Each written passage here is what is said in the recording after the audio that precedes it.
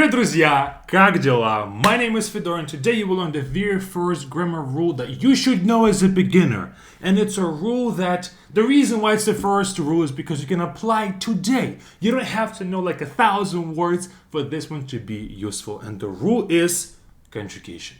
Conjugation of verbs is something like this. I don't have to explain too much of a logic of it because we do have it in English. We say, I think, he thinks. So we add this S at the end because we've changed I to he. We changed the subject of a sentence and we changed the verb as well. The same thing is going to happen in Russian, but in Russian, instead of just two forms like think and thinks, we have 6 that you have to know for you to use this rule properly. But that would be a bit too complicated for just a beginner. So let's dial it down a little bit and tune it down a bit and start with the most foundational things that you can apply today.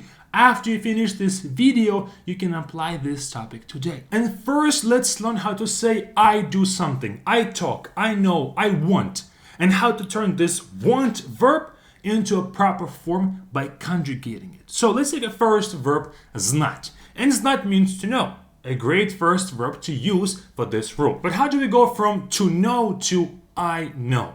First, see this ending to? It's an infinitive ending and we have to remove it. So now we're simply left with zna.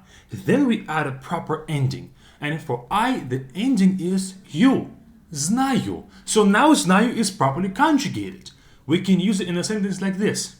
Я знаю это. I know this. So this sentence, я знаю это, is perfect. All the verbs are in the perfect form because I, я, is the subject and знаю is a form of conjugation for I. If I had я знать это, if I left it in an infinitive form, this would be incorrect, and that's a big mistake.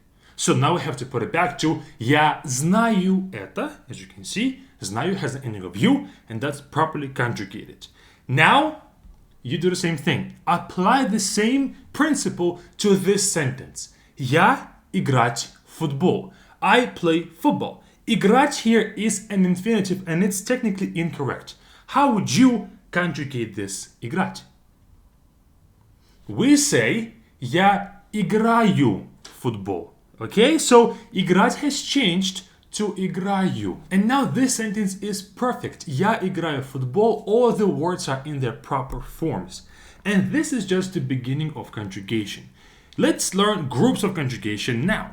We have 2 groups. First, things that we have just discussed is the verbs that end on at, like знать and играть. They end on at right here, as you can see. At is their ending. But the second group is all other endings or verbs that don't end on at, like говорить and смотреть. Говорить ends on it, смотреть ends on yet. 2 separate groups. So why do we have 2 separate groups? What's the meaning behind each of them? This group that end on at, we only take away the t. See this t right here? It gets removed and then we add a proper ending like you in our sentences. But for the second group, we take away the t, but also we take away the letter after t as well. So it and yet here get taken away. And then only after that do we add you like this. So now it's conjugated for I as well. So the reason for 2 separate groups is because in this one, we only take away 2 last letters, but for this one, it's 3 last letters. But to be honest, the best way to use this stuff correctly in the conversation, so you don't have to think about it, it all comes out naturally, is through practice. We have to practice this beforehand so it can be in our subconscious. We don't have to think about it. And the best way to do it is through exercise. That of course we have a ton of on our BFluent class platform. Join us today, go to exercise tab, click grammar, and here you have 7 different sets of conjugation practice. You go through each of them and you slowly build that automatic conjugation usage. So when you talk to someone, you don't have to think anymore. It's already in the practice. You've practiced this enough and now you can use it properly.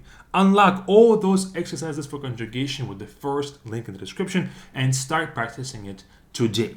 But remember how I mentioned that we have 6 different forms of conjugation in Russian, not just 2 like in English. And here's a table with all the forms for both groups. As you can see, we have 6 different forms one for I, one for you, one for we, one for you plural, one for he, she, and it, and one for they. Each of them will demand their own conjugation form.